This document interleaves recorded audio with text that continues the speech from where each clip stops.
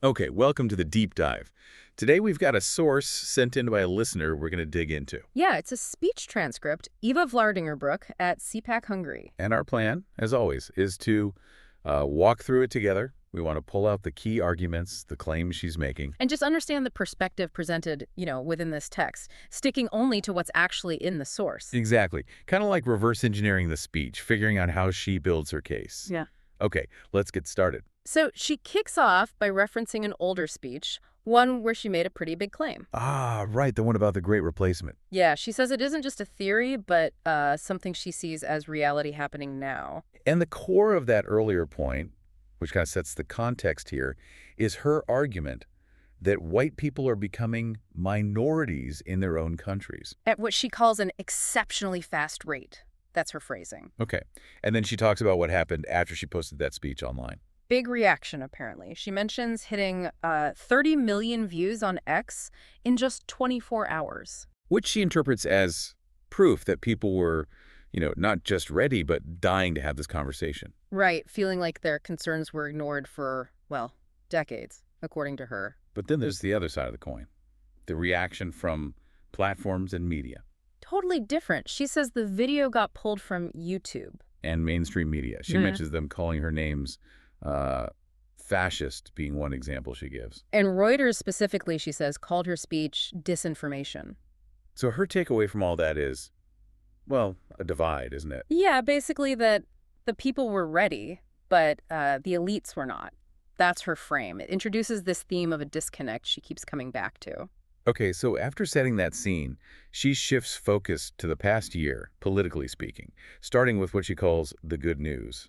And that good news, in her view, is coming from the U.S. She points to Donald Trump's election win. And claims he's making America great again really fast. Hard to keep up with, is how she puts it. And she offers specifics to back that up, things she attributes to him.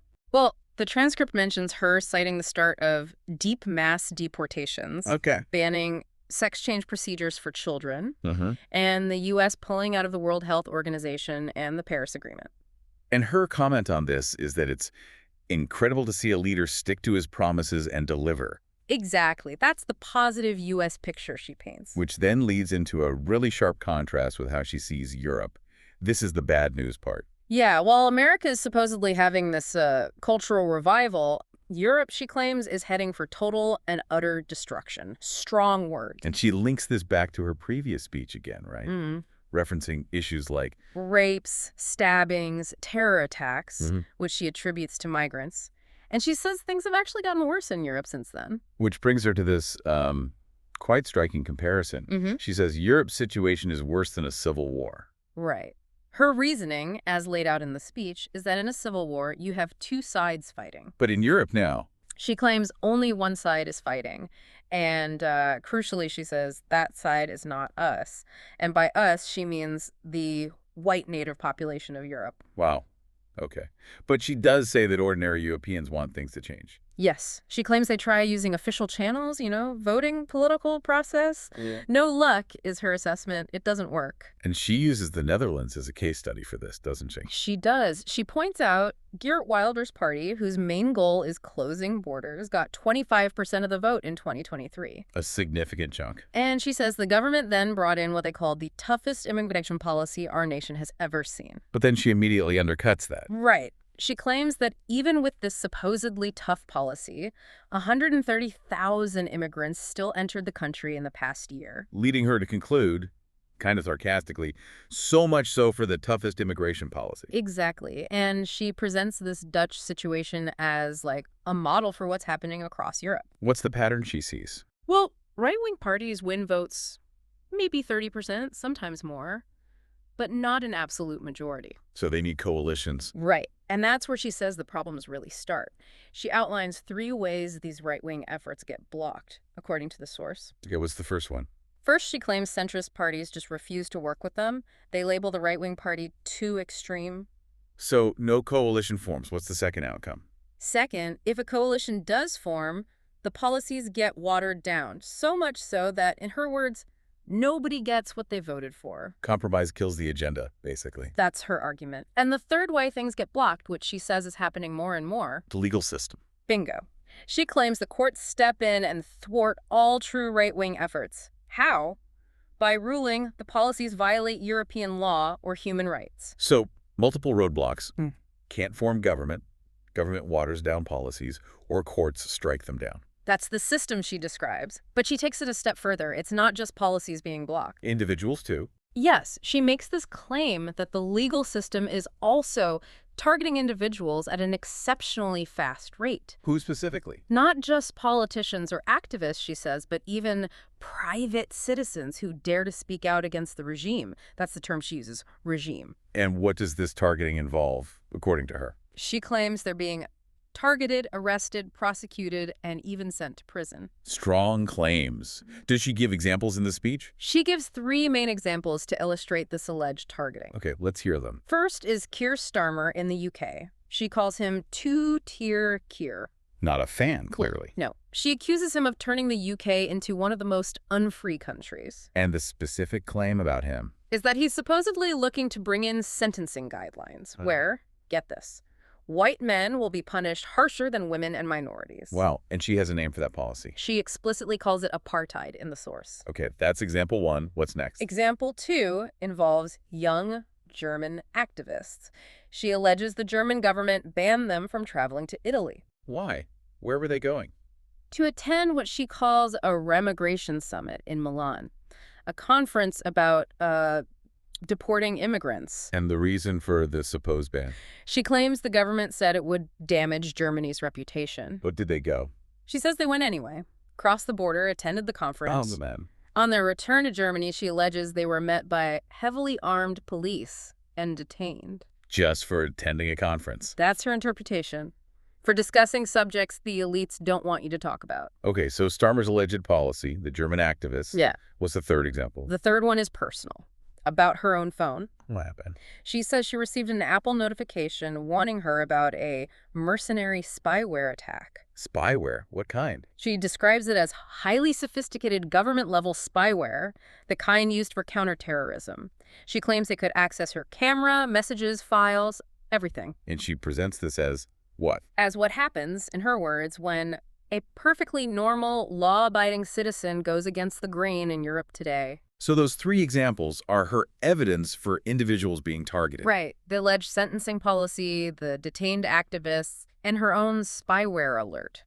Okay, so bringing these threads together, the political system blocking right-wing parties, and now this claim of individuals being targeted, where does she land? It leads her to a very, very blunt conclusion. Which is? Democracy is dead, stone cold dead. But with a twist, right? Yes, a crucial addition. The illusion of democracy is very much kept alive. How does she explain that? She argues that people are ruled by leaders who say they're democratic, and they kind of force people to play along with their games. And people do. She claims many do, happily, which in her view makes this modern-day tyranny arguably worse than what we see in the history books. Worse than historical tyrannies. How so? She draws comparisons, the DDR, the USSR, Mao's China, Saddam's Iraq. Okay. Her point is, those regimes were openly oppressive. They didn't really pretend. But the current regime in Europe, as she calls it, He uses nicer language. exactly, uses pretty words to hide their intentions. And she also claims they pervert and invert our definitions all the time. Like doublespeak. Does she give examples of these inverted definitions? Yes, she does. For instance, she cites the idea that to maintain peace in Europe, we need to go to war with Russia. Okay, what else? Or the claim that to protect democracy, we have to ban right-wing parties. And one more. That to safeguard freedom of speech, they need to censor disinformation. And she connects this directly to Orwell. Directly to 1984. War is peace, freedom is slavery, ignorance is strength. She's saying Europe is living that now. Following in this line of argument, she then zooms in on one person in particular. Yes, Ursula von der Leyen, who she calls the embodiment of that regime. And labels her. The worst leader of them all. And she draws that contrast again. America gets 4 more years of Trump, which she views positively. While Europe, she says, gets 5 more years of Ursula von der, her pronunciation, emphasizing the name. What's her main critique of von der Leyen's position? A key point she makes is, no one ever voted for Ursula von der, yet she's incredibly powerful in Europe. And uses that power, according to the speaker, to implement. Some of the most destructive policies Europe has seen. That's the claim. Does she list specific policies she considers destructive? She names 3 big ones in the source, attributing them to von der Leyen and this regime. Okay, first. The European Green Deal, Yeah. which she says is crippling our economy. Second. The Migration Pact, which she claims is actively replacing our native population. And the third policy. The Rearm Europe program. She describes it as an 800 billion euro defense fund. But claims it's mostly used for Ukraine. Right. And she adds that Ukraine isn't and should never be part of the European Union.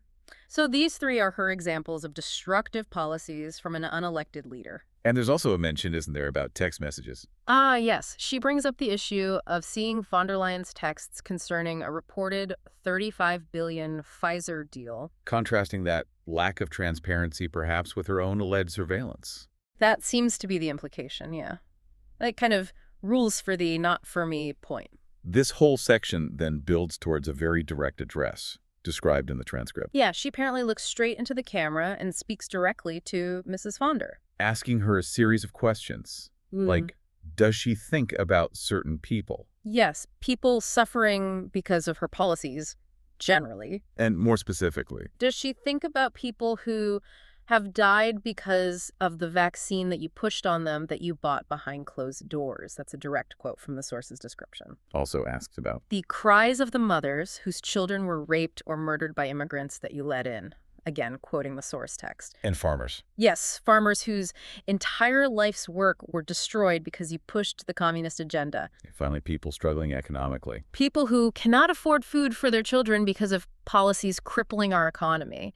And she contrasts this with the claim that von der Leyen sent her own kids to Europe's most expensive schools. After asking all these questions, the speaker gives her own answer. Yeah, she asserts von der Leyen doesn't think about these people. Why?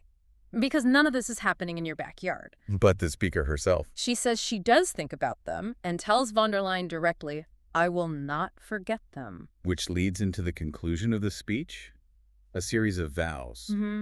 I will not stop fighting for them, referring to those people she just listed.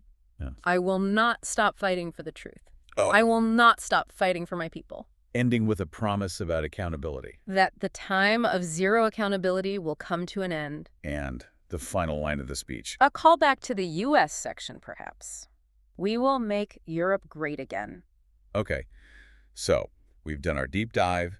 We've walked through the source, pulled out the arguments, the examples, the claims made in this CPAC-hungry speech. And it's definitely clear the speaker has intense concerns about Europe's direction, a really stark contrast with how she portrays the U.S. under Trump. Yeah, and this core belief running through it, that there's a deliberate suppression of certain views, certain political outcomes by what she calls the regime or elites. To the point where she declares democracy itself dead in Europe, even if the illusion remains. And just to reiterate for everyone listening, our goal here was just to lay out what's in the source, presenting the ideas and arguments from the transcript itself without us weighing in on whether they're right or wrong. Which is crucial, right? When you're dealing with complex, often charged information like this, first just understanding the perspective as presented is key. Absolutely. And, this is where it gets really thought-provoking. This speech offers such a specific, critical lens on power, freedom, democracy. It uses very strong language, historical parallels. Yeah, it really puts forward a narrative of systemic failure and targeted suppression. So maybe the question this leaves you with is something like this. We live in a time with so much information, so many strong voices, and frankly, a lot of debate about trust in institutions. So when you encounter a powerful critique like this, how do you navigate it? How do you discern between understanding someone's passionate perspective on problems they see and evaluating these really fundamental claims about whether democracy itself is alive or dead? That's a heavy one. Definitely something to mull over as you continue your own deep dives.